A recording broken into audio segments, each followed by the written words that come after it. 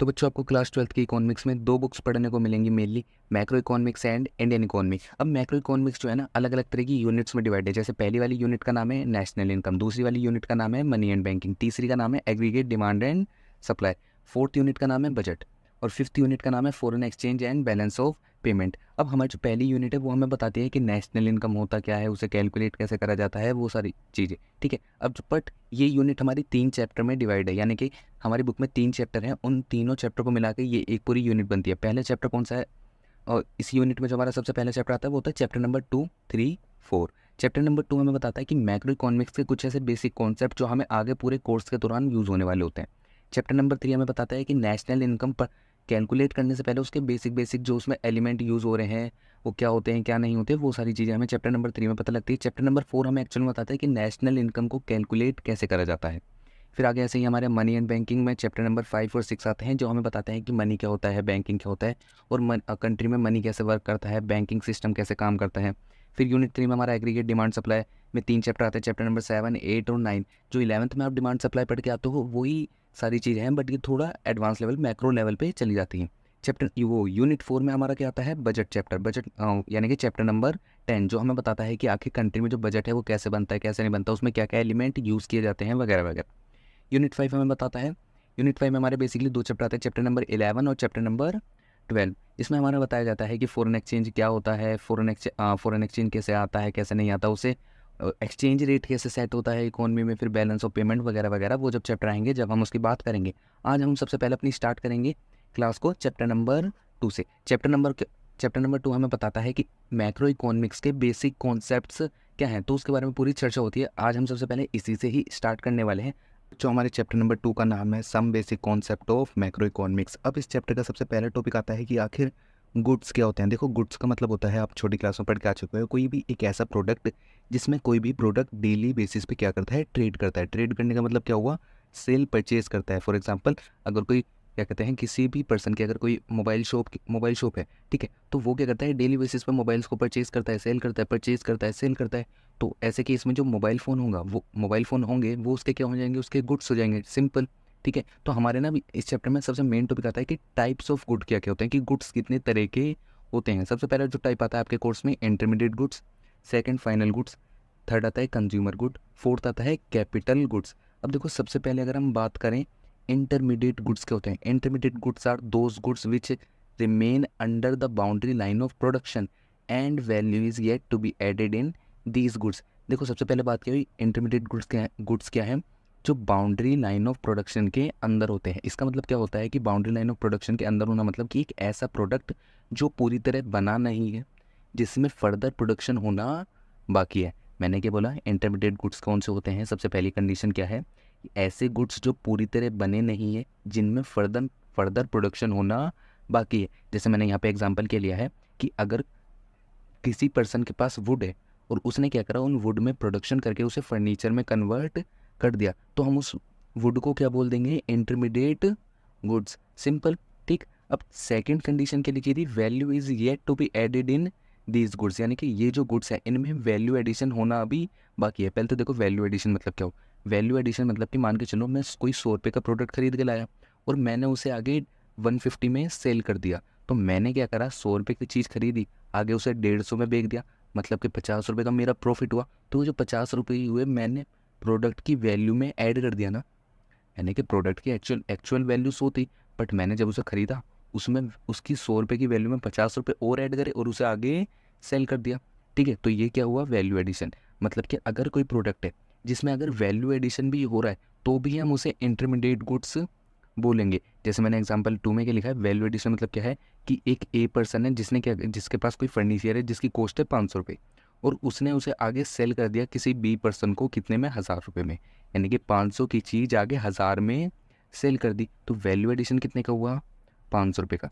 तो मतलब कि हमारे अगर कोई भी गुड्स है और वो इंटरमीडिएट है या फाइनल गुड्स, सॉरी, मतलब कि अभी अगर कोई भी गुड्स है वो इंटरमीडिएट है या नहीं, उसकी अगर हमें चेक करना है तो उसके लिए हमारे पास दो कंडीशन है। सबसे पहला, वो प्रोडक्शन लाइन के अंदर होना चाहिए, यानी कि उसमें फर्दर प्रोडक्शन होनी चाहिए। सेकंड, उसमें कुछ ना कुछ वैल्यू एडिशन हो रहा होना चाहिए। इतना क्लियर सबको? तो ये क्या होंगे? हमारे इंटरमीडिएट गुड्स। अब expenditure on these goods called investment expenditure, यानी कि अगर इंटरमीडिएट गुड्स पे कोई भी खर्चा किया जा रहा है तो उसे क्या बोला जाएगा, इन्वेस्टमेंट एक्सपेंडिचर।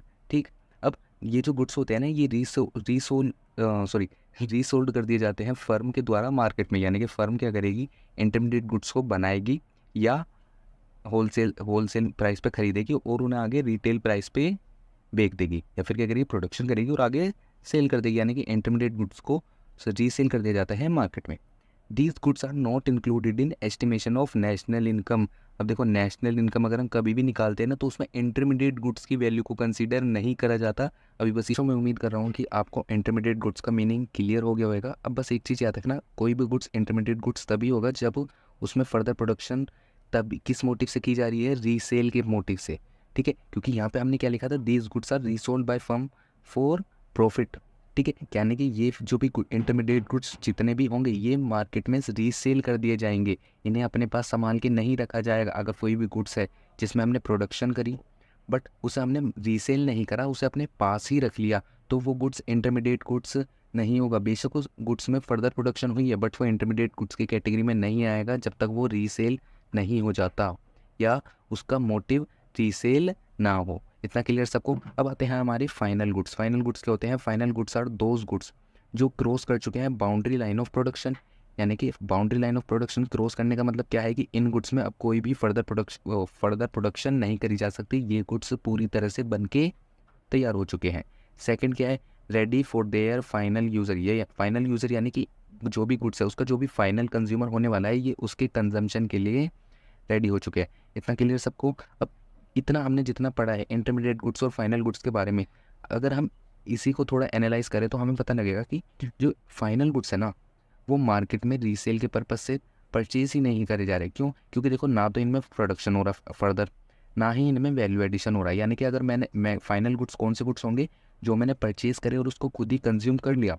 अब अगर मैं इसका थोड़ा सा डिफरेंस बताऊँ तो मैंने अगर कोई भी चिप्स का पैकेट खरीदा और उसे मैंने खुद ही कंज्यूम कर लिया तो वो क्या होगा, फाइनल गुड्स। क्यों? क्योंकि ना तो मैंने चिप्स के पैकेट में प्रोडक्शन करी, ना ही वैल्यू एडिशन करके आगे उसे मार्केट में रीसेल करा, तो वो फाइनल गुड्स की कैटेगरी में आ जाएगा।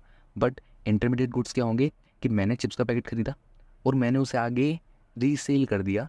ठीक है, तो ये क्या हो जाएगा, इंटरमीडिएट गुड्स हो जाएगा। क्यों? क्योंकि मैंने बेशक चिप्स के पैकेट को खरीद के बेचा, उसमें वैल्यू एडिशन नहीं, फर्दर प्रोडक्शन नहीं करी, बट अगर मैंने सामने बेचा है तो मैंने उसमें वैल्यू एडिशन तो करा होगा ना। दोनों कंडीशन में अगर एक भी सेटिस्फाई होगी, प्रोडक्शन वाली या वैल्यू एडिशन वाली, तो वो इंटरमीडिएट गुड्स बन जाएगा। इतना क्लियर सबको।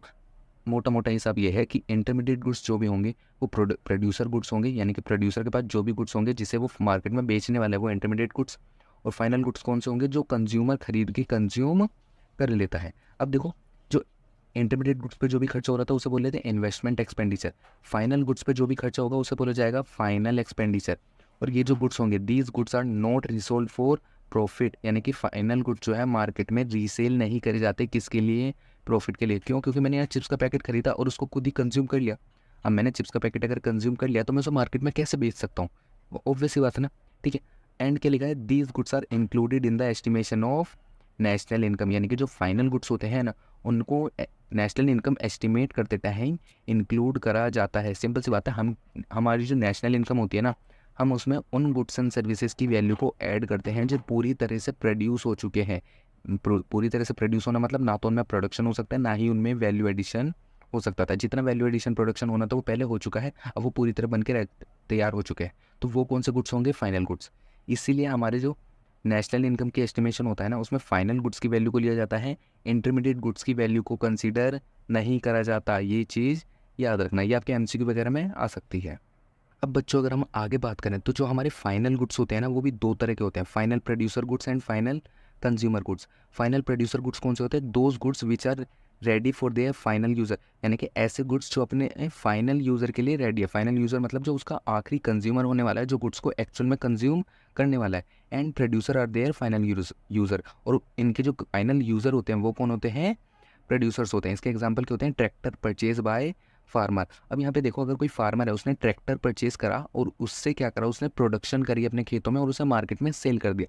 अब मैंने इतना सेंटेंस बोला, आपके माइंड में आएगा यार यहाँ पे देखो प्रोडक्शन वाली बात आ गई तो ये इंटरमीडिएट गुड्स होना चाहिए ना, बट ऐसा नहीं है। हम प्रोडक्शन देखते हैं, गुड्स में हमने प्रोडक्शन करा नहीं करा। अगर हम यहाँ पे ट्रैक्टर देखें, हमारा गुड्स क्या है? ट्रैक्टर। अब फार्मर ने क्या करना, ट्रैक्टर की मदद से खेत में प्रोडक्शन करी। ट्रैक्टर में उसने प्रोडक्शन नहीं करी, उसने ट्रैक्टर को तो अपने पर्सनल यूज़ में ले लिया, मतलब अपने बिजनेस में जो भी वो फार्मिंग कर रहा है उसके यूज़ में ले लिया। ठीक है, तो उसने ट्रैक्टर में प्रोडक्शन नहीं करी, ट्रैक्टर की मदद से प्रोडक्शन करी, तो ट्रैक्टर क्या हो जाएगा, फाइनल प्रोड्यूसर गुड्स। बट जो उसने ट्रैक्टर की मदद से प्रोडक्शन करी है खेत में, जो भी उसने फसल उगाई है, वो क्या हो जाएगा, इंटरमीडिएट गुड्स। डिफरेंस समझ पा रहे हो आप? ठीक है।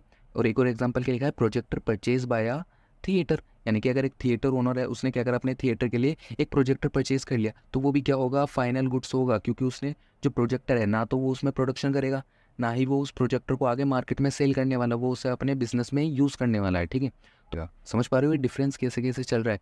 हम गुड्स में देख रहे हैं, क्या गुड्स में प्रोडक्शन हो रहा है, नहीं हो रहा, गुड्स में वैल्यू एडिशन हो रहा है, नहीं हो रहा। ठीक है, अगर गुड्स की मदद से वैल्यू एडिशन प्रोडक्शन हो रहा है तो एक अलग केस है, गुड्स में प्रोडक्शन या वैल्यू एडिशन हो रहा है तो ये अलग केस है। जैसे मैंने ट्रैक्टर से फाइनल प्रोड्यूसर गुड्स होते हैं ना, ऐसे ही फाइनल कंज्यूमर गुड्स भी होते हैं। फाइनल कंज्यूमर गुड्स कौन से हैं, those goods which are ready for their final user and consumer are their final user, यानी कि ऐसे गुड्स जो पूरी तरह बन के तैयार हैं और वो अपने फाइनल यूज़र के लिए तैयार हैं, और फाइनल यूज़र इनका है कौन, कंज्यूमर। अब जैसे एग्जांपल क्या होगा, sugar purchase by house hold, अगर मान के चलो किसी हाउस होल्ड पर्सन ने, यानी कि किसी परिवार के आदमी ने चीनी खरीदी और उसे अपने घर में यूज़ कर लिया, क्या उसने चीनी में प्रोडक्शन करी? हाँ, अब ये मत कहना कि चाय में चीनी गेरी थी जिससे चीनी जो है चाय बन गई थी, ये ऐसी बकवास मत करना। ठीक है, उसने चाय बनाई यार, अपने घर के लोगों के लिए बनाई है ना, उसने चाय को आगे सेल थोड़ी करा होगा, ऑब्वियस सी बात है, उसने आगे चाय को सेल नहीं करा होगा। ठीक है, तो यहाँ पे क्या होगा, जो ये शुगर है ये फाइनल कंज्यूमर गुड्स आ जाएगी। ठीक, इतना क्लियर। बट अगर ऐसा होता कि उसने चीनी खरीदी और उसने चीनी से चाय बनाई, ठीक है, चीनी खरीदी, दूध वगैरह खरीदा और उसने चाय बनाई और उसने अपने घर वालों को नहीं पिलाई, उसने क्या करा, बाहर जाके बेचना चालू कर दिया, तो इस केस में वो जो चाय होगी वो इंटरमीडिएट गुड्स की कैटेगरी में आ जाएगी। बट अगर वो उसको अपने पर्सनल यूज़ के लिए पर्सनल यूज़ में ले रहा है तो वो फाइनल कंज्यूमर गुड्स की कैटेगरी में आ जाएगी। इतना क्लियर। अब अगर फाइनल प्रोड्यूसर गुड्स और फाइनल कंज्यूमर गुड्स में छोटा सा डिफरेंस देखोगे तो फाइनल प्रोड्यूसर गुड्स के आते, वो प्रोड्यूसर को फर्दर प्रोडक्शन करने में मदद कर रहे थे। हम जो भी हमारा जो गुड्स था हम उसमें प्रोडक्शन नहीं कर रहे थे, उसकी मदद से प्रोडक्शन कर पा रहे थे। जैसे मशीन होती है, अगर कोई प्रोड्यूसर ने कोई मशीन खरीदी तो वो उसकी मदद से उसकी मदद से वो क्या करेगा, आगे फर्दर प्रोडक्शन करेगा ना यार, मशीन को थोड़ी उठा के बेच देगा। हाँ, अगर मशीन ख़राब होगी तो एक अलग केस है, बट नॉर्मल केस में तो मशीन से क्या करेगा, प्रोडक्शन करेगा और आगे जो भी माल बनाएगा उसे बेचेगा, तो वो जो माल बना है वो इंटरमीडिएट गुड्स होगा, मशीन इंटरमीडिएट गुड्स नहीं होगी, मशीन फाइनल प्रोड्यूसर गुड्स की कैटेगरी में ही आएगी। अब बच्चों देखो यहाँ पे ना मैंने एक नोट लिखा है, same good can be either final goods और इंटरमीडिएट गुड्स, यानी कि सेम गुड ना फाइनल भी हो सकता है और इंटरमीडिएट भी हो सकता है। It depend on their and use. And use मतलब कि हम जो भी प्रोडक्ट है उसको क्या आखिर उसका फाइनल यूज़ किस तरह हो रहा है, एंड यूज़ किस तरह हो रहा है। फॉर एग्जाम्पल मैंने क्या करा, चिप्स खरीदी और चिप्स को मैंने खा लिया, तो एंड यूज़ क्या था चिप्स का, कि मैंने उस चिप्स को पैकेट को कंज्यूम कर लिया, सिंपल सी बात, तो वो क्या हो गई, फाइनल गुड्स। बट मैंने क्या करा, चिप्स खरीदी और उस चिप्स को मैंने आगे सेल कर दिया, तो मेरे पॉइंट ऑफ व्यू से चिप्स का एंड यूज़ क्या था, रीसेल करना, तो इस केस में क्या हो जाएगा, वो इंटरमीडिएट गुड्स हो जाएगा। इतना क्लियर। अब एक चीज़ देखो, फाइनल प्रोड्यूसर गुड्स और फाइनल कंज्यूमर गुड्स में भी आपको थोड़ी कन्फ्यूज़न हो सकती है। मान के चलो मैं कहता हूँ कि कोई एक धोबी है, यानी कि कोई भी पर्सन है वो लॉन्ड्री सर्विस दे रहा है और उसने एक वॉशिंग मशीन परचेज़ करी। ठीक है, वॉशिंग मशीन परचेज़ करी तो वो जो वॉशिंग मशीन होगी वो फाइनल प्रोड्यूसर गुड्स की कैटेगरी में आएगी। क्यों? क्योंकि वो क्या करेगा, वो उस वॉशिंग मशीन को रीसेल नहीं करेगा, उसमें वैल्यू एडिशन नहीं करेगा, वो उस वॉशिंग मशीन की मदद से अपने लॉन्ड्री बिजनेस को आगे बढ़ाएगा। ठीक, बट अगर वही वॉशिंग मशीन अगर किसी हाउस होल्ड ने खरीद ली, किसी परिवार के आदमी ने खरीद ली, तो वो क्या हो जाएगा, फाइनल कंज्यूमर गुड्स आ जाएगा, सिंपल सी बात है। ठीक है, क्योंकि अगर हाउस होल्ड ने परचेज़ करी है वो वॉशिंग मशीन को अपने घर में यूज़ करेगा। बट अगर किसी लॉन्ड्री पर्सन ने, अगर कोई ऐसा पर्सन जिसका लॉन्ड्री का बिजनेस है, जो धोबी वगैरह होते हैं, अगर उन्होंने वो मशीनरी परचेज़ करी है तो वो उससे क्या करेंगे, लोगों के कपड़े धोएंगे और पैसा कमाएंगे।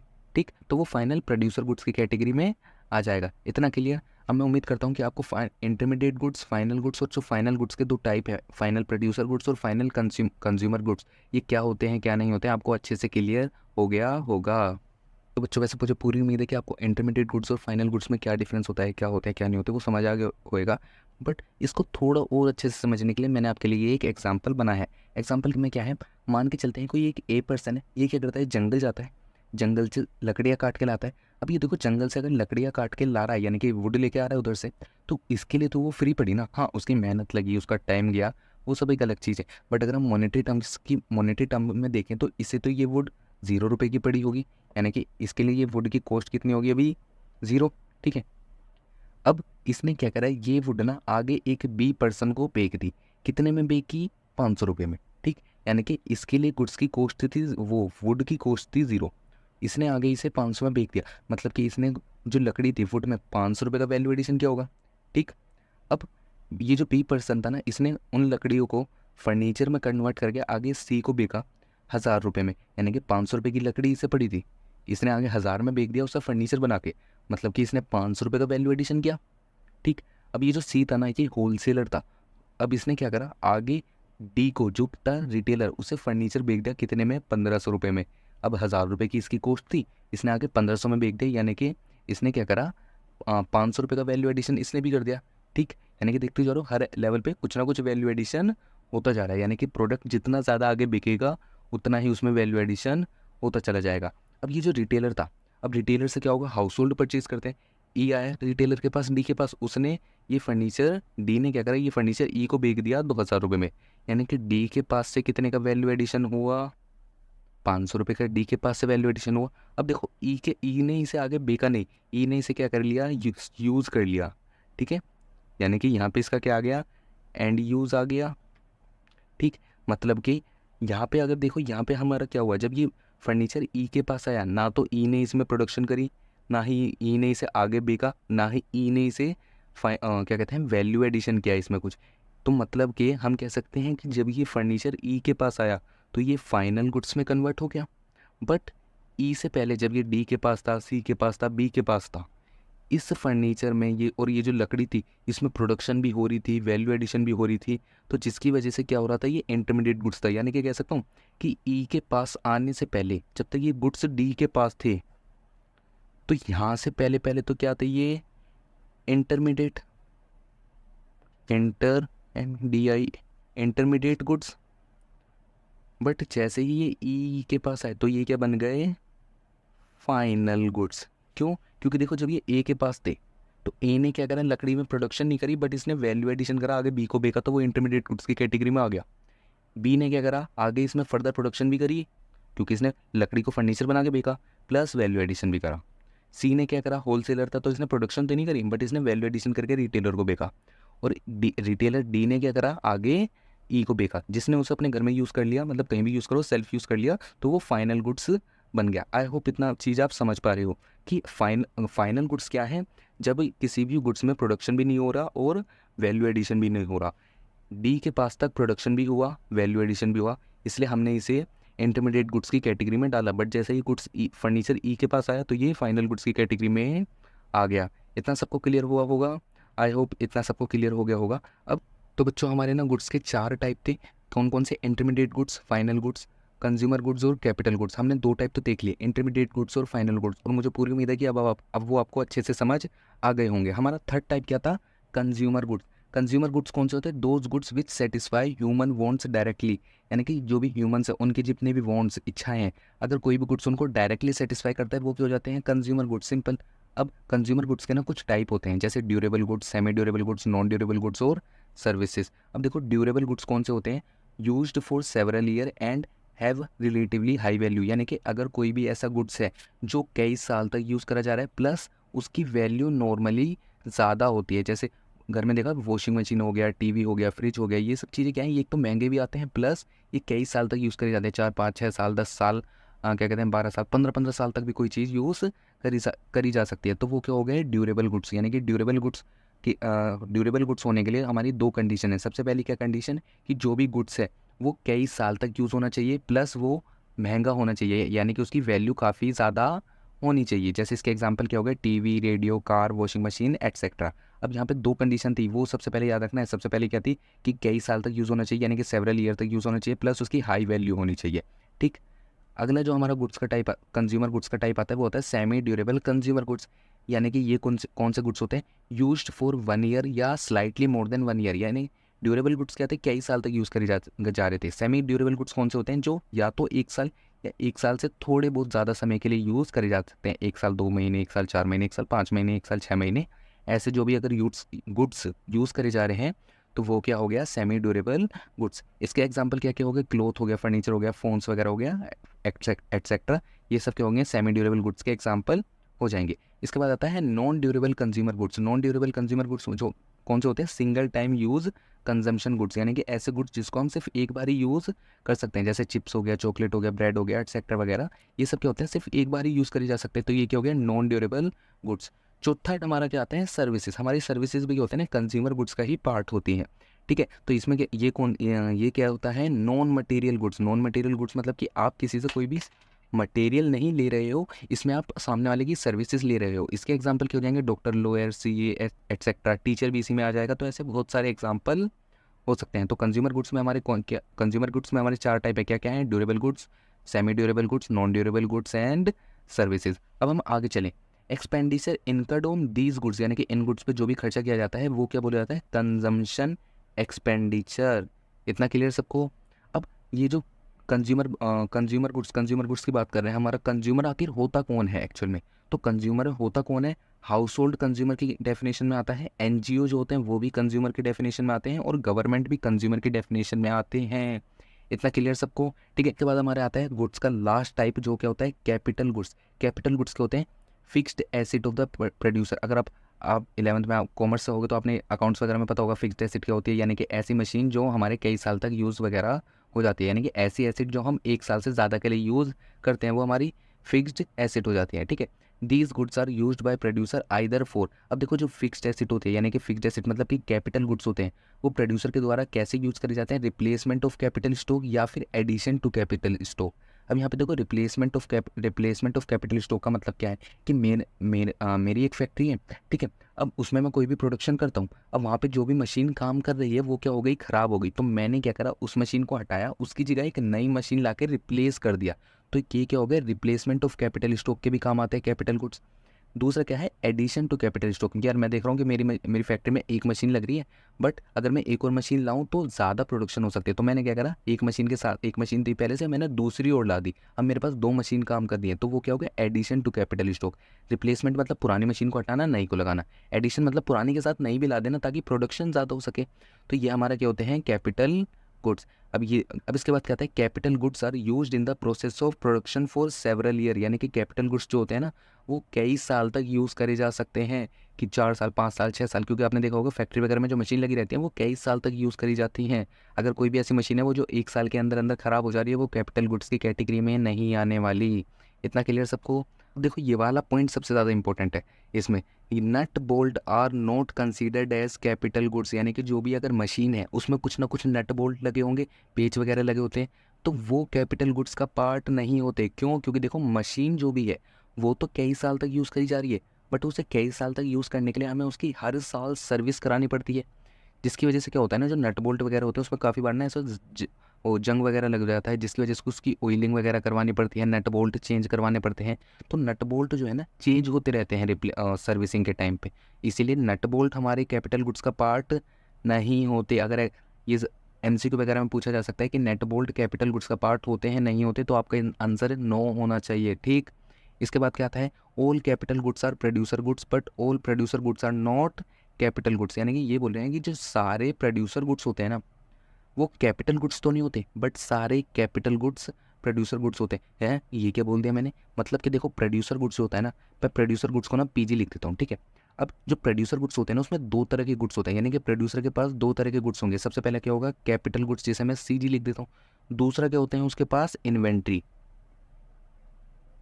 इन्वेंट्री माने यानी कि उसके पास जो कच्चा माल पड़ा रहता है, रॉ मटेरियल हो गया, क्लोजिंग, आपने अकाउंट्स में पढ़ा होगा, रॉ मटेरियल हो गया, क्लोजिंग स्टॉक वगैरह हो गया। तो ये सारी चीज़ों की, क्लोजिंग स्टॉक, ओपनिंग स्टॉक, ये सारी चीज़ें क्या होती हैं, उसके इन्वेंट्री का पार्ट बनते हैं। यानी कि प्रोड्यूसर के पास 2 तरह के गुड्स होते हैं, कैपिटल गुड्स और इन्वेंट्री।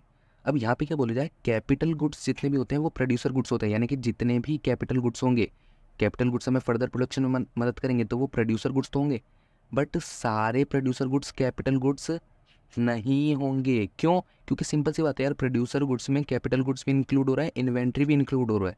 और अगर हम ये कह रहे हैं कि प्रोड्यूसर गुड्स में प्रोड्यूसर गुड्स सिर्फ कैपिटल गुड्स होते हैं, तो इन्वेंट्री कहाँ गई भाई, इन्वेंट्री कहाँ गई, ये तो गलत हो जाएगा ना। इसीलिए सारे कैपिटल गुड्स प्रोड्यूसर गुड्स होते हैं, बट सारे प्रोड्यूसर गुड्स कैपिटल गुड्स नहीं होते। आई होप कि आपको यहाँ यहाँ तक की चीज़ें सारी समझ आई होंगी।